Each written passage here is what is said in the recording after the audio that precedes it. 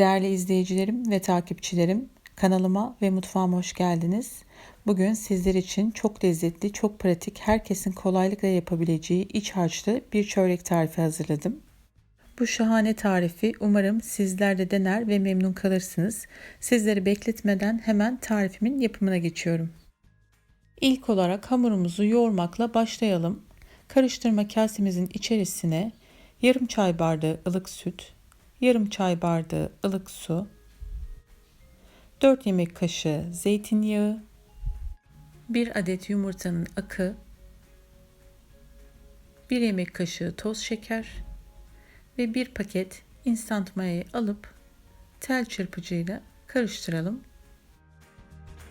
Malzemelerimizi iyice karıştırdıktan sonra yaklaşık bir 10 dakika kadar mayamızın aktif hale gelmesi için bekleyelim. Şimdi yavaş yavaş un ilavesi yapalım. 2 su bardağı un ve 1 tatlı kaşığı tuz ilave ettim. Ama bu tarif için toplamda 3,5 su bardağı un kullandım. Tabii ki bu ununuzun kalitesine göre ya da yumurtanın büyüklüğüne göre de değişebilir. Siz 3 su bardağından sonra ununuzu kontrollü olarak ekleyebilirsiniz. Şimdi spatula ile biraz karıştırıyorum. Biraz daha un ilavesi yapıyorum. Ve birazdan hamuru elimle yoğurmaya başlayacağım.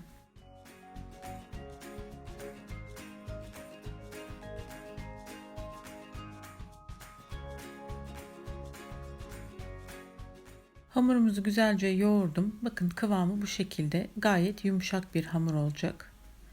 Şimdi üzerine bir streç film kapattım ve bir bez örteceğim. Yaklaşık ılık bir ortamda 45 dakika kadar hamurumuzu mayalandıracağım. Hamurumuz dinlenirken biz de iç harcını hazırlayalım. Tavamızın içerisine 3-4 yemek kaşığı kadar sıvı yağ alıyorum ve biraz ısıtıp bir adet yemeklik doğramış olduğum soğanları ilave ediyorum. Soğanlar pembeleşene kadar biraz kavuracağım. Daha sonra küp küp doğramış olduğum patatesleri ilave edeceğim.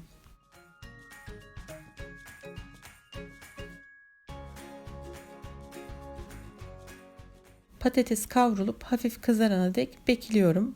Bu arada ocağın altı kısık ateşte.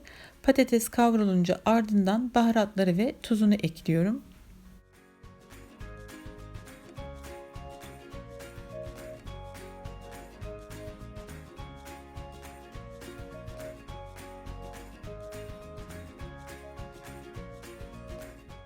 Patatesli harcımızın çabuk soğuması için farklı bir kaba aldım ve üzerine 3 yemek kaşığı lor peyniri ve küçük bir kase kaşar peyniri ilave edip karıştırıyorum.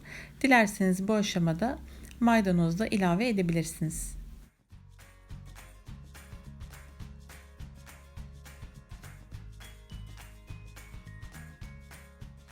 Artık çöreğimizin şeklini vermeye geçebilirim. Hamurumuz dinlendi. Çok güzel bir şekilde mayalandı. Şimdi hamuru tezgaha alıyorum. Böyle ellerimle bastırarak hamuru açtırıyorum.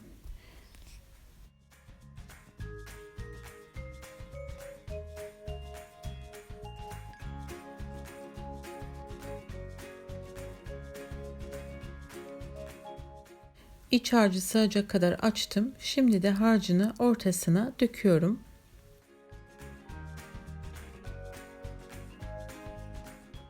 Kaşıkla böyle kenarlarına doğru yaydırıyorum.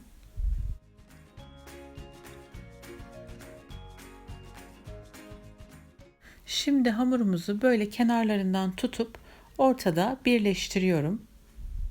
Hiç boşluk kalmayacak şekilde kenarlarını topluyorum.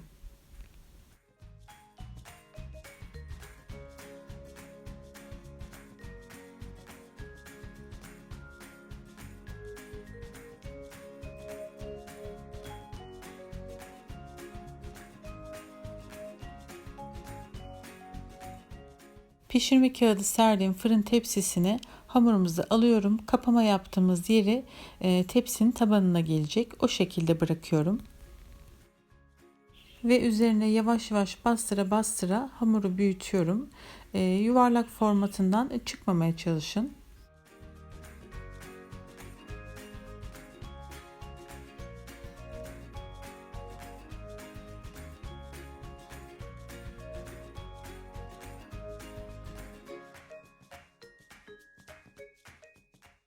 Ayırmış olduğumuz yumurta sarısını fırça yardımıyla her yerine gelecek şekilde güzelce yaydıralım.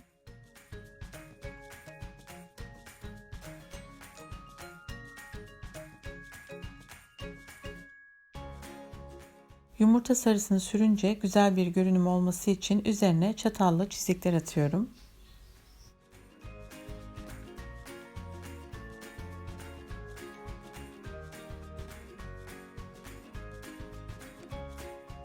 Üzerini çörek otu ve susamla süslüyorum.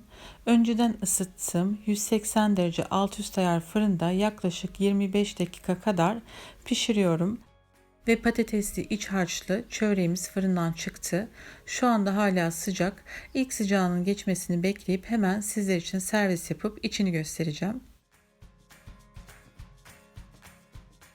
Şimdi çöreğimizi dilimliyorum ve içinin güzelliğini, nasıl puf puf yumuşacık olduğunu sizlere göstermek istiyorum.